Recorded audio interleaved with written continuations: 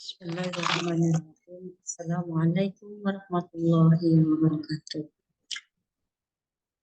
Perkenalkan, nama saya Maisarah. Untuk kali ini, teman-teman semuanya, saya akan mampu mata kuliah pendekatan dalam studi Islam. Mengampu mata kuliah pendekatan dalam studi Islam kali ini tidak hanya saya sendiri, namun dosen tim dengan Profesor Hilman Latif PhD. Baiklah teman-teman semuanya, pada kesempatan kali ini saya akan menyampaikan terkait dengan Islamic Studies berkaitan dengan ruang lingkup studi Islam. Nah, pokok-pokok yang akan dibahas dalam studi Islam ini pertama meliputi pengertian studi Islam, objek kajian studi Islam, ruang lingkup studi Islam. Nah, yang pertama adalah terkait dengan pengertian pendekatan dalam studi Islam. Jadi kita akan mengkaji, mempelajari, memahami Islam, apa yang dipraktekkan, kemudian apa Islam yang dipahami dalam teks. Sebelumnya, saya akan membahas tentang apa itu Islamic Studies. Nah, Islamic Studies dalam bahasa Inggris ataupun disebut dengan dirosah Islamnya dalam bahasa Arab. Dalam bahasa Indonesia adalah studi Islam. Ini terdiri dua kata, yaitu Islam dan Studies. Sebenarnya apa sih yang akan dikaji dalam Islamic Studies ini? Yang akan dibahas terkait dengan Islamic Studies ada yang mendefinisikan bahwa Islamic Studies itu adalah kajian-kajian tentang keislaman. Ada yang berpendapat bahwa yang disebut dengan studi Islam itu adalah kajian tentang Islam ditinjau dari berbagai aspek.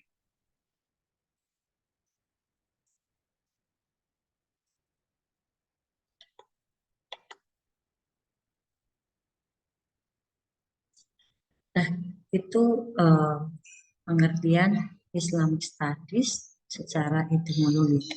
Nah, selanjutnya, apa sebenarnya pengertian Islamic Studies secara terminologi? Menurut Muhaimini, bahwa yang dikatakan dengan studi Islam itu adalah usaha sadar dan sistematis untuk mengetahui dan memahami serta membahas secara mendalam tentang seluk-beluk atau hal-hal yang berkaitan dengan agama Islam, baik yang meliputi ajarannya, sejarahnya, ataupun praktek-praktek pelaksanaannya secara nyata dalam kehidupan sehari-hari.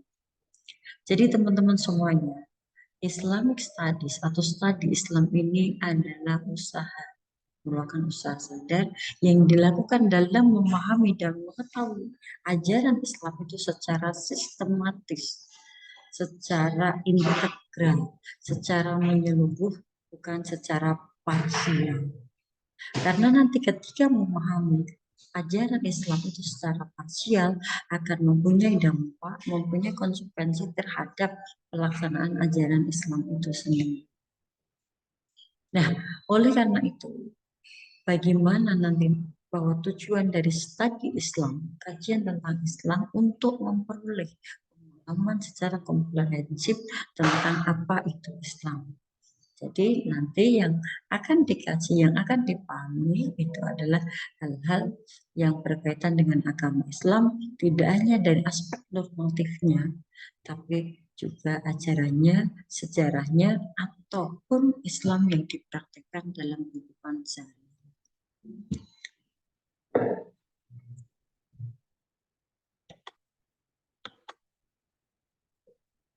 Nah, berangkat dari definisi tadi teman-teman, maka objek studi Islam itu ada 3. Yang pertama, malah ada yang berpendapat objek studi Islam itu hanya 2. Yang pertama adalah Islam dalam tatanan teks atau Islam normatif. Yang kedua adalah Islam dalam aspek sejarah. Namun ada yang berpendapat bahwa yang diteliti dalam ajaran Islam itu ada objek studi Islam itu ada pertama Islam dalam teks, yaitu yang terdapat Al-Quran dalam Sunnah, itu yang dikaji.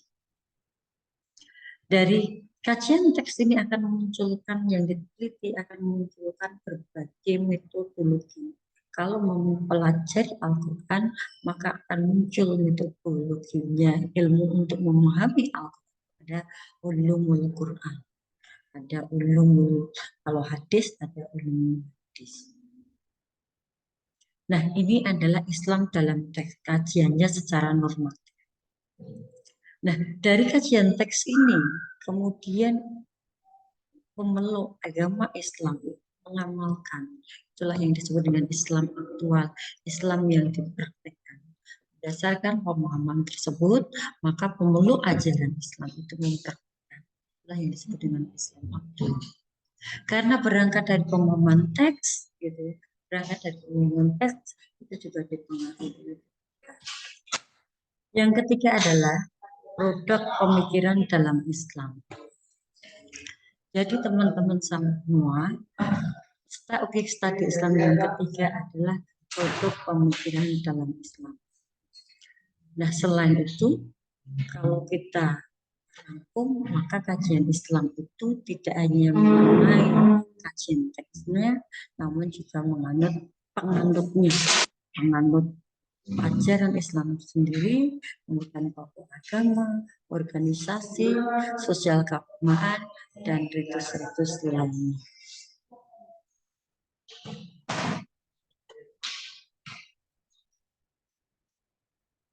Nah, sebagaimana saya kemukakan tadi, bahwa objek kajian studi Islam itu ada dalam aspek kajian normatif, ada dalam Islam yang dipraktikkan.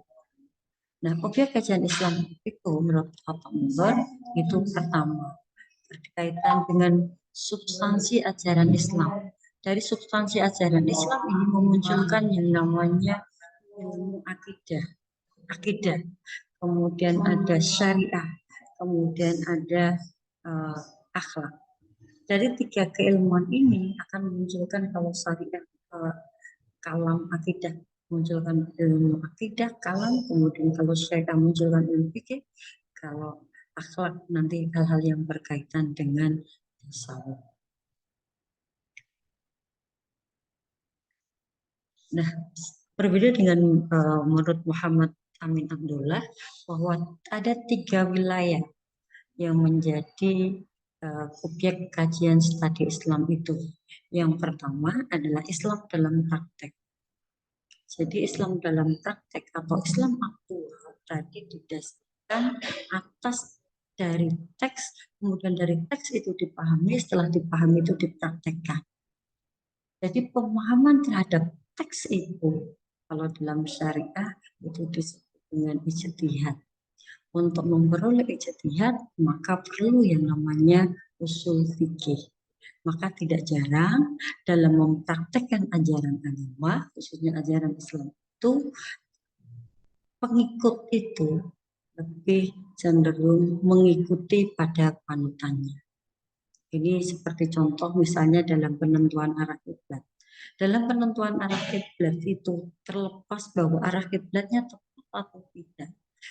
Yang dianggap itu adalah ketokohannya, padahal belum tentu tokoh itu. Tapi pada umumnya masyarakat pada saat itu dalam menentukan arah kiblat itu didasarkan atas panutan seorang tokoh. Pokoknya arah kiblat itu menghadap. Kita lanjutkan kajian Islam. Objek kajian Islam statis yang kedua adalah Islam dalam teori.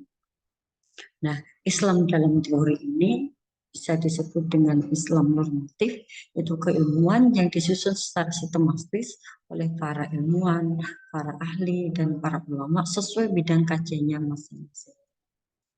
Kemudian yang ketiga, itu telaah teoritis yang lebih populer. Dan wilayah pada lapis ketiga yang kompleks dan sofistik inilah yang sebenarnya dibidangi oleh filsafat ilmu keislaman. Setelah mengetahui apa itu objek kajian studi Islam, maka tujuan dari studi Islam itu apa? Ingin mempelajari apa hakikat Islam. Dengan mempelajari hakikat Islam, maka umat Islam dapat mempraktikkan ajaran Islam itu sesuai dengan Quran dan Sunnah. Yang kedua, itu mempelajari secara mendalam pokok-pokok isi ajaran agama Islam yang asli. Karena tadi bahwa objek kajian dalam studi Islam itu adalah teks Al-Quran, kajian normatif, maka dengan mempelajari studi Islam kita dapat mengetahui ajaran Islam itu dari sumber. Yang ketiga adalah mempelajari sumber ajaran Islam. Itu karena kajian normatif maka masyadirul ahkam sumber ajaran Islam itu selain Al-Quran dan Sunnah ada metodologi yang dijadikan dalam studi Islam yaitu yang disebut dengan ijtihad. Dan yang terakhir bahwa tujuan studi Islam itu adalah untuk mempelajari dasar-dasar dan prinsip ajaran Islam. Demikian teman-teman yang dapat saya sampaikan. Sampai ketemu untuk pertemuan berikutnya. Saya akhiri. Akhirul kalam. Wassalamualaikum warahmatullahi wabarakatuh.